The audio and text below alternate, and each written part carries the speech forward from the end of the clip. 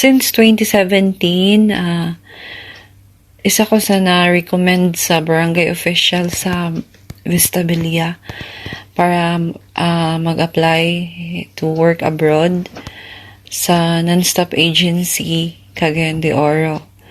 Ang non-stop agency, ang pinaka-known nga legal agency before, back 2017. And I decided to work abroad. Isa sa rason is ang kapobrehon, ang kalisod nga natagamtaman sa Pilipinas, and tungod kay wala man nakahuman og eskwela, so ang abroad ang pinaka-una nga nabutang sa una-una nga trabaho nga makatabang sa paglingkawas sa kalisod sa among pamilya. And isa pod sa rason is ang hunahuna nga ang rason nga pag-abroad is ang makatabang sa pagpa-eskwela sa akong anak, makapahuman og pa-eskwela sa akong anak, although naghuna-huna ko adto nga time nga delikado ang abroad since daghan kay taga-kabalitaan nga gakangamatay diri sa abroad kay gimaltrato sa ilahang amo. Pero gitok na ko ang risk kay para lang makatabang sa akong pamilya og makatrabaho bisan og huna-huna na ko nga murag risky kaayo ang pag-abroad. Pero thank God nga nakaamo og maayo. So karon almost 6 years na ko ga trabaho dire, and thank you Lord naka swerte og amo, and dako kay nga tabang para sa ako ang pamilya. How do you differentiate the people's way of life in the country when to compare to the Philippines in terms of number one, culture? Okay. Kuwait is a Muslim country. So, number one adjustment diri is ang ilang lingwahe. Arabic language. Ang kalainan sa pag-abot na ko diri is naglisod gid ko sa ilang lingwahe kay kita nga mga Filipino naanad ta nga ang atong lingwahe is Bisaya, Tagalog, and kabalo ta mo English. Pero ang kalainan gyud sa ila is diri pareha sa ako ang mga amo is dili sila kabalo mo English. So dapat ikaw ang mo adjust, ikaw ang magtuon sa ilahang lingwahe. So about pud sa panamit, tungod kay Muslim country, stricto sila sa dili para sa ato sa Pilipinas is open man ta bisan unsa atong suoton. Diri is kailangan ka mo adjust nga mag formal ka kay ang mga Muslim kay bawo man ta nga mga formal kay na sila manamit, kailangan putos jud ka, dili ingon ana ka stricto kay medyo open country naman ang Kuwait.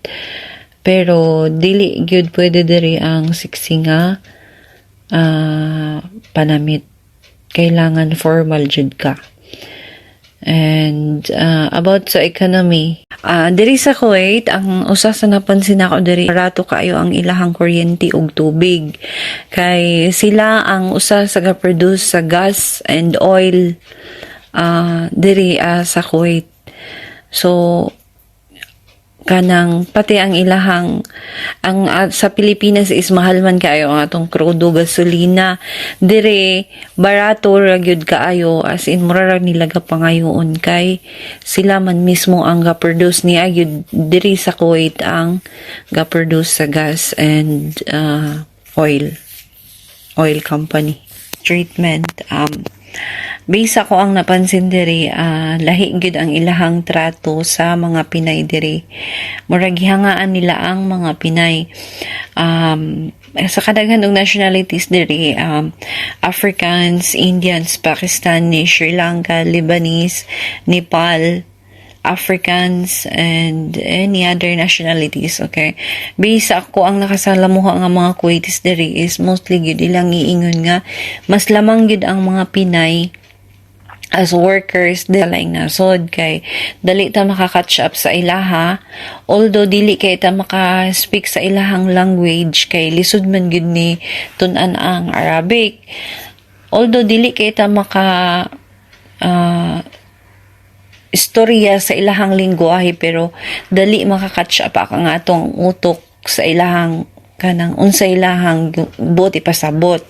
So usapod sa ilahang giingon nga ganahan sila sa mga Filipino is ang Filipino, although kita tanan man gyud taga problema natay mga problema sa kinabuhi, pero ang mga Filipinos is dili daw nila mapansin nga problemado ang tao kay ngano joyful ang mga Filipinos and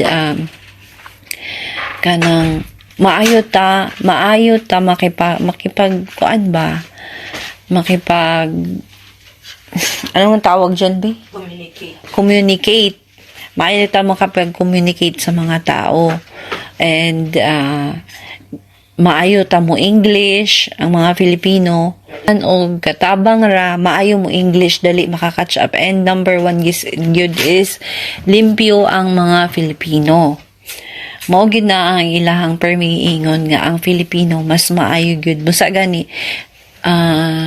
nag-uol sila karon nga giban ang Filipino workers kay dili sila gusto og ibang lahi nga workers kay mas gusto gid nila ang mga Pinoy kay maayo sa trabaho and limpyo pod and kuan pod ta kanang unsa na although dili man gyud tanan maayo pero kuan gihangaan gid nila ang mga Pinoy sa mga trabahoon diri.